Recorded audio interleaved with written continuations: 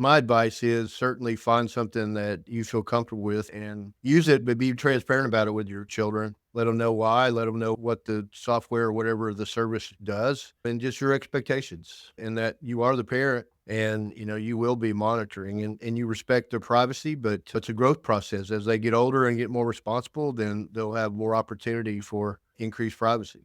We're excited for all of our listeners today to get superintendent insights. That's why we call this the Superintendent Spotlight, where we address real parent concerns nationwide. Hello, my name is Jerry Boyd. I'm superintendent of Washington County Schools, located in Northeast Tennessee, in the very corner of East Tennessee. We have approximately 13 sites, and give or take, we have a couple of double sites, and about 8,000 students that we serve in this rural district.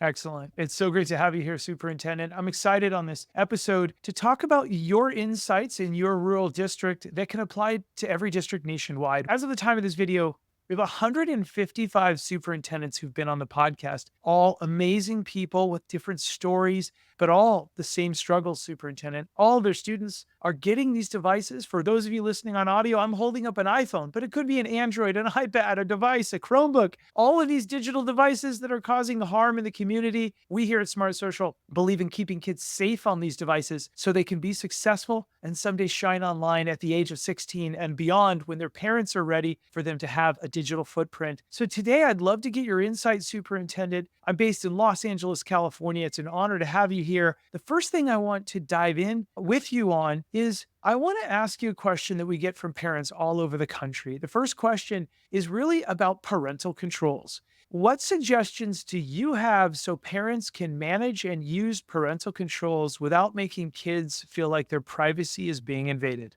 Being a parent myself, all my kids are adult kids now, but going through I guess the growth of social media, my advice is certainly find something that you feel comfortable with and use it, but be transparent about it with your children. Let them know why, let them know what the software or whatever the service does, and just your expectations, and that you are the parent and you will be monitoring and you respect their privacy, but it's a growth process. As they get older and get more responsible, then they'll have more opportunity for increased privacy.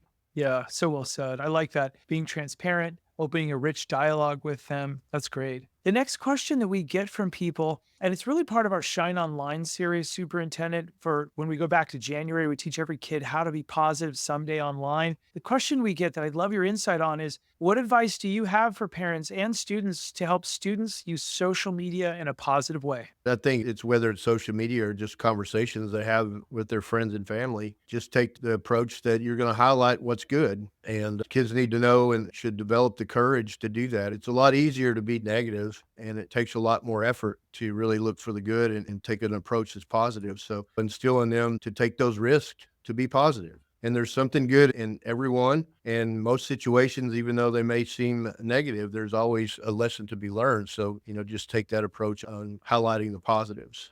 I love that. Couldn't agree more too. And it happens even for all the parents watching right now, everything that goes wrong in your career or you have a tough day, it makes you better the next day. I couldn't agree more. It works for kids. It works on social media and it works in our day jobs. If those of you listening are working actively and frustrated with something, it probably makes you better. And also, Superintendent, I know you probably might agree with this, modeling good behavior under difficult, stressful situations is wonderful for kids too, so they can see how we deal with that. Superintendent, I'd like to show you another question that we have for all of our parents watching right now. Parents are often asking us, what makes these apps so addictive, Josh? Well, let's hear from two real students as they explain why they can't stop scrolling. I think the most addictive part about social media is the constant new content that you see. You're always being introduced to new content, especially on apps like TikTok. I think the short videos, when they end so quick, you start to lose your ability to have a longer attention span. I've caught myself finding long TikTok videos and I can't stand watching the whole thing. This generation really adapted to the fact that we don't have a large attention span. We really only concentrate for 30 seconds. So getting information that quickly, I think, enables us to just want to keep keep watching more. You don't even need to care about what they're presenting to you, but just the fact that you can sit there and watch it and you're oddly enjoying it. Social media is pretty addictive. People have said it's like a drug. So it is addictive because you can't stop watching it. Your mind just plays on loop and it enjoys the fulfillment of everything firing in your brain to just keep watching. So true. Another question that we get for all the parents watching, Josh, is social media positive or negative for my child? Let's hear from a student and hear why she thinks video apps are so addictive.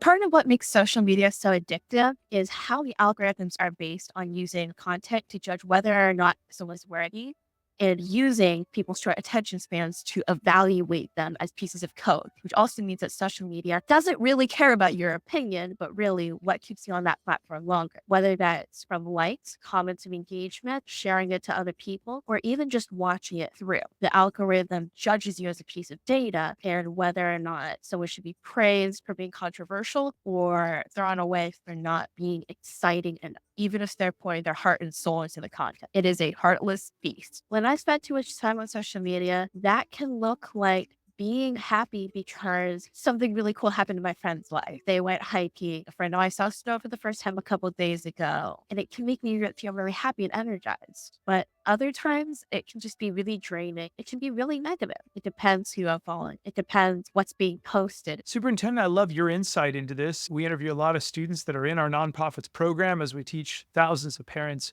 all over the country how to navigate these apps. What are your insights on the two questions that parents were asking and what teens said to answer it?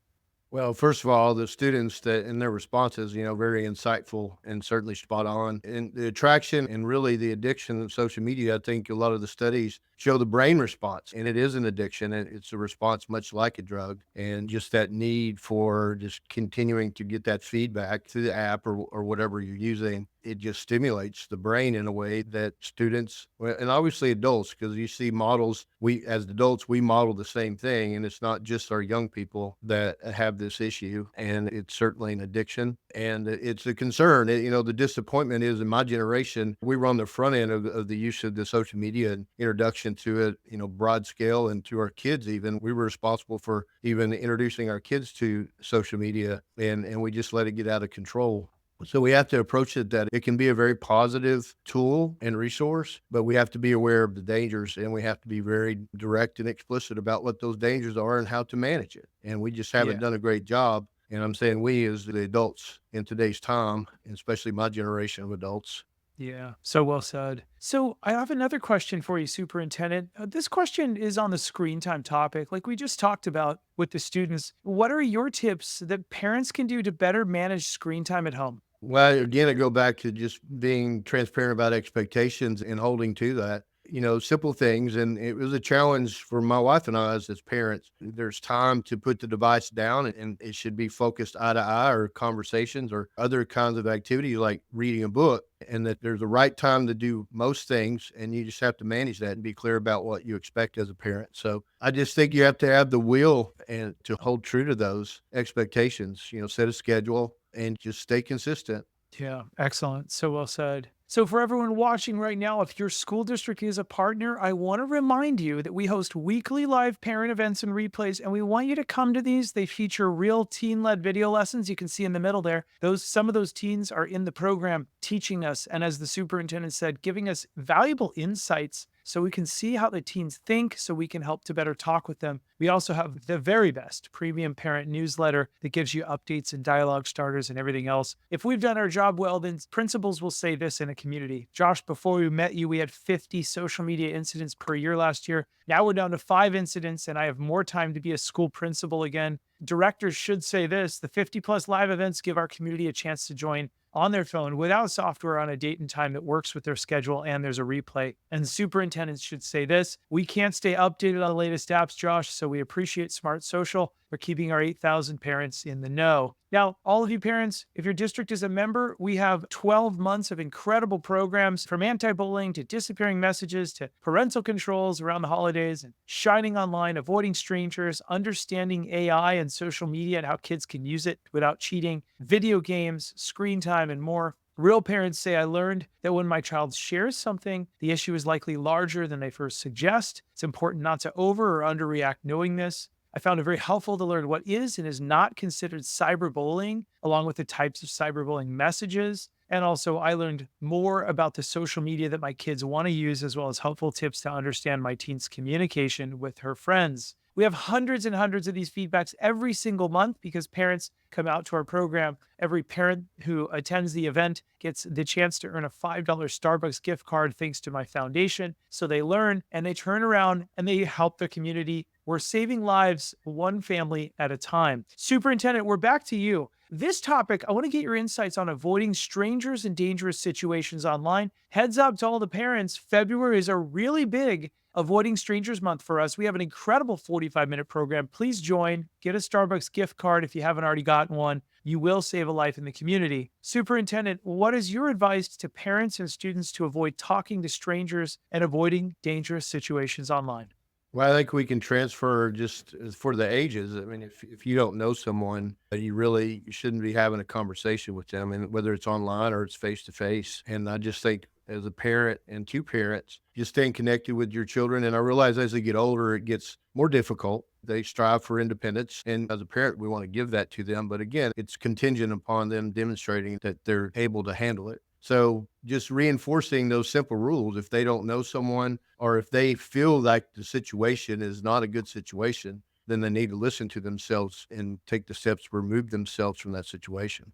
Yeah, well said. Now, for all the districts that are partners with us, we're grateful for you partnering with us on our cell phone free solution for school districts. Over the course of the last few years, superintendents like Dr. Don Austin at Palo Alto School District have asked us for solutions that help teachers get students focused in the classroom. Parents also were concerned that maybe a magnet pouch might restrict their children from contacting them in an emergency. Our Velcro pouch solution offers a hybrid solution helping teachers instruct, and in an emergency, students can pull their phones out of the Faraday case if they need them. They're available. Districts, if you haven't already talked to us and got your free sample, let us know. The new year is coming quick. We'd love to have you look at this. All right, Superintendent, we're back over to you. We're talking about the cell phone free solutions that every district's talking about. What has been your district's approach or journey to going cell phone free in the classroom? Well, we've implemented a policy that during instructional time, phones need to be put away. We do not use the holders, the cases. We just try to reinforce it that they should be out of sight. And primarily during the instructional time, especially our high schools, younger grades, it's a little more strict. But when we get to the high school, we allow during their passing period or their free time, they can have access to their device. But in the classroom and anytime there's a requirement for them to focus on what's in front of them other than their device, the devices should be put away. Yeah, well said. I like that. Okay, Superintendent, I really want to thank you for being a guest on this episode. Well, I thank you. It's a great conversation. I think all of us need to have more of these conversations. Certainly, it's very easy to have these discussions, and I'd love to have it with our parents in our district. So certainly, I'm looking forward to learning more about how to implement these resources in my district. Yeah, thank you so much. To all the parents out there, remember Smart Social's here to keep your kids safe on social media so they can be successful using these new tools and someday shining online. Let's not let that happen until the age of 16 plus. There's no shame if you gave your kids a phone early. The only safety app in the whole world that will protect you. It's not Microsoft. It's not Google. It's not Meta. It's a rich dialogue between you and the kids. Trusted adult there with your kiddos so they feel like they can come to you when the time is right. If they see something wrong, open up that dialogue. Be there for them. We know it's frustrating. We know it's hard. And we know it's difficult to be a good parent. Tough parenting is difficult. We're here for you here at smartsocial.com. Thanks so much. We'll see all of you on the next episode. Have a great rest of the day.